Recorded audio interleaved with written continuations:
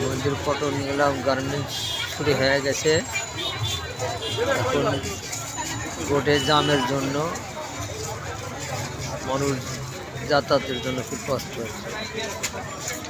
Auto গাড়ি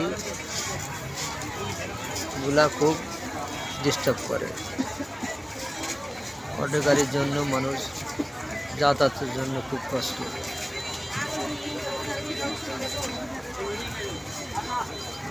garments 9টায় ছুটি, প্রতিদিন 9টায় গার্মেন্টস ছুটি হওয়ার কারণে তখন ওই অটো গাড়ি পিক আপ রাস্তা ব্লক হয়ে যায়।